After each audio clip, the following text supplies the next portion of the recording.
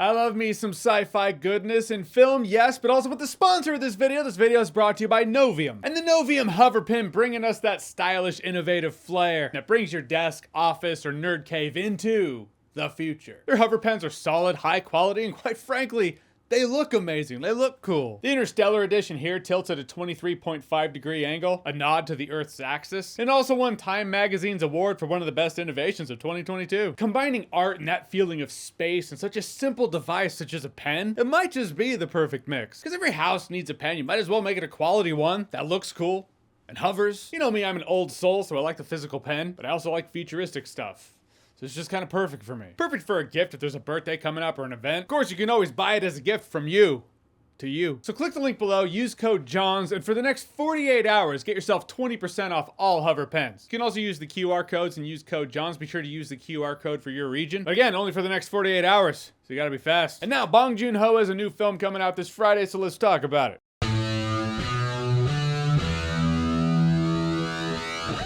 So Mickey 17 is the new film from the director of Parasite, Bong Joon-ho. And while Parasite wasn't his first film by any stretch of the imagination, it is the movie that won him an Oscar, also got him broader recognition and notoriety in American markets among cinephiles and casual filmgoers alike. So his new film, Mickey 17, stars Robert Pattinson. A group of people from Earth have decided to go colonize a new world. So Mickey signs up to be an expendable. What's an expendable? It's someone who lives and works to die. I mean, we can all relate. I feel like we can all say we feel like we've been there, which I'm very sure is the point. There's a dangerous job, send Mickey. He dies to just reprint a new Mickey. He's apparently died 16 times because the film follows Mickey 17. Then there's an oops in which they printed Mickey 18 while 17's still alive, so that's really the shtick in the film. These two Mickeys, both played by Robert Pattinson, they gotta keep that situation quiet because that's very illegal. Then there's a moral dilemma among the colonization, bombastic political figures, you know.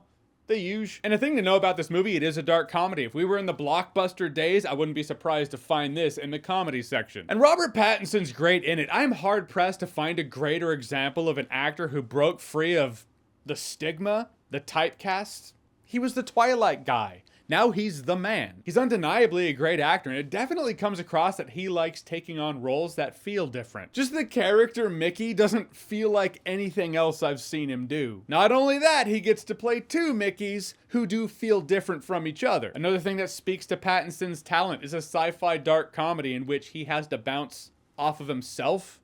He's not there though. Or maybe he is. Maybe there's a Robert too. He, the film, Bong Joon-ho, they're so good at selling that you forget that this is the same actor playing two different roles. He's not in the room with himself. It's only when you take a minute to actually process that do you notice it. It's like CGI. The best CGI is the CGI you don't notice. The best dual roles are the ones you forget are dual roles. And though I might have blinked and missed it, story-wise, I didn't catch why Mickey 18 feels so different. We first meet Mickey, he seems and feels like Mickey 17 does. So that's 16 Mickeys you can assess were probably similar. And 18 is just very different.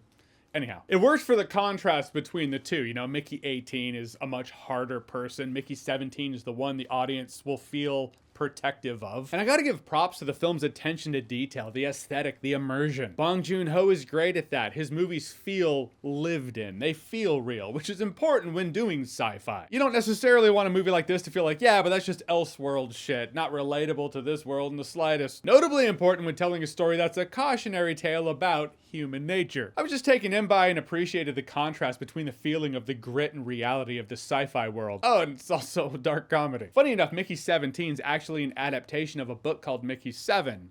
So I guess there were 10 other Mickeys out there who died. But you wouldn't really know it because the setup of this movie has a lot of voiceover montaging. In that setup montage, I don't feel like I saw him die 16 times. You probably could have kept it Mickey 7.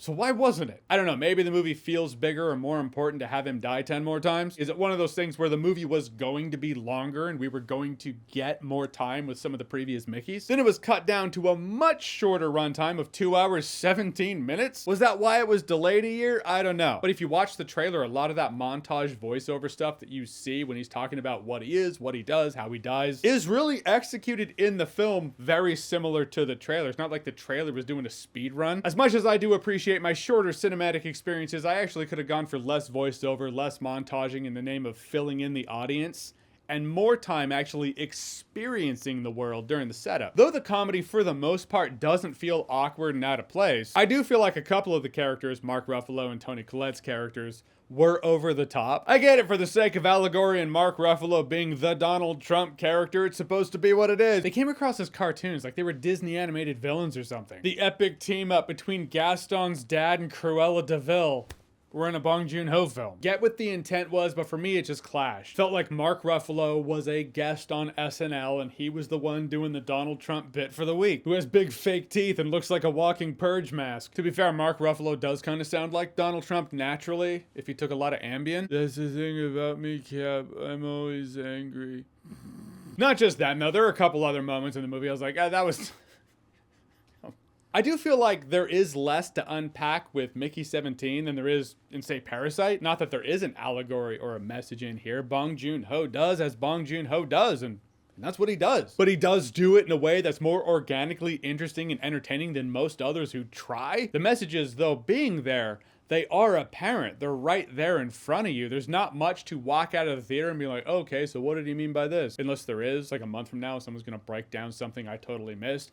I concede to that being a possibility. My point being, if you really enjoyed unpacking Parasite, there's not as much to unpack here. Any message or allegory was far more obvious this time around, more on the nose. Look, in the end, I enjoyed Mickey 17. It's always tough making the next film after a film hits like Parasite the way it hit, but Bong Joon-ho still shows his talent in crafting an interesting world. And it's a dark comedy, which I didn't expect. Well, not until I saw the trailer. And then I expected it. But before that, he's a director working to give people unique cinematic experiences, unique feeling movies, which is priceless in a business that's basically churn out the same crap we churned out before and call it something different. I had myself a good time in Mickey 17, no alcohol required. All right, so Mickey 17, are you looking forward to it? Have you seen it? What did you think about it? Or, if you've seen all the Bong Joon-ho movies, what are your rankings? How do you rank them? Whatever you think, comment below, let me know. And as always, if you like what you've seen here and you want to see more, click right here to see more.